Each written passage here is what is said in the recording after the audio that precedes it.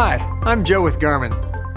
Nous allons parler aujourd'hui de la fonction Running Dynamics avancée disponible sur la Forerunner 630 à condition de porter la ceinture cardio-fréquence-mètre HRM Run. Pour afficher les mesures des Running Dynamics, installez la ceinture cardio-fréquence-mètre HRM Run et assurez-vous qu'elle est couplée avec votre Forerunner. Sélectionnez l'un des profils de course à pied sur l'écran d'accueil, puis effleurez ou touchez l'écran jusqu'à ce que l'un des nouveaux écrans de Running Dynamics apparaisse. La jauge de couleur concerne la métrique supérieure. La position du pointeur sur la jauge permet de comparer vos performances à celles d'autres coureurs.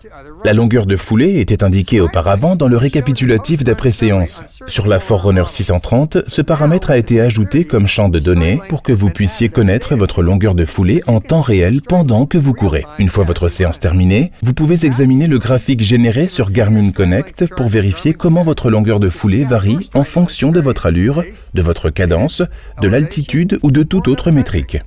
Pour que l'estimation de la longueur de foulée en temps réel soit la plus précise possible, il est nécessaire d'effectuer plusieurs séances de course en extérieur. Parlons à présent d'une donnée nommée rapport vertical qui reflète l'efficacité de votre course ou la façon dont vous vous projetez vers l'avant. Cette valeur, exprimée en pourcentage, équivaut à votre oscillation verticale divisée par la longueur de foulée. Le rapport vertical est un rapport coût-bénéfice. Le bénéfice correspond à la longueur de foulée, c'est-à-dire à la distance horizontale parcourue. Le coût correspond au mouvement vertical nécessaire pour monter votre corps, mais qui ne permet pas d'avancer vers votre destination. Votre course est d'autant plus efficace que ce rapport est faible. Le bénéfice l'emporte sur le coût. Terminons, si vous le voulez bien, par la fonction équilibre temps de contact au sol qui donne une indication sur la symétrie des appuis lors d'une course à pied. La plupart des entraîneurs considèrent qu'il est préférable d'avoir des appuis symétriques pour courir. Grâce à la Forerunner 630, vous avez désormais la possibilité de contrôler l'équilibre entre le temps de contact au sol sur le pied gauche et le temps de contact au sol sur le pied droit lorsque vous courez.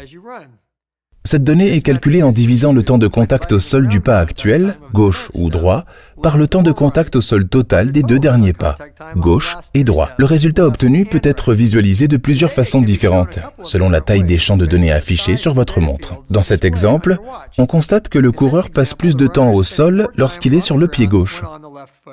Lors des phases de développement et de test du produit, Garmin a découvert qu'il existait des corrélations entre les occurrences de blessures et les déséquilibres importants lors du temps de contact au sol de certains coureurs. Comme pour les autres données de Running Dynamics, Garmin s'est basé sur les données de coureurs plus ou moins aguerris et de niveaux différents pour déterminer les plages normales en matière de rapport vertical et d'équilibre du temps de contact avec le sol. Les jauges de couleurs sur la Forerunner 630 et les graphiques dans Garmin Connect permettent de rapprocher ces valeurs à celles d'autres coureurs. Sélectionnez le point d'interrogation à côté des graphiques dans Garmin Connect pour obtenir des renseignements supplémentaires sur les jauges de couleurs et pour vérifier vos résultats par rapport aux autres.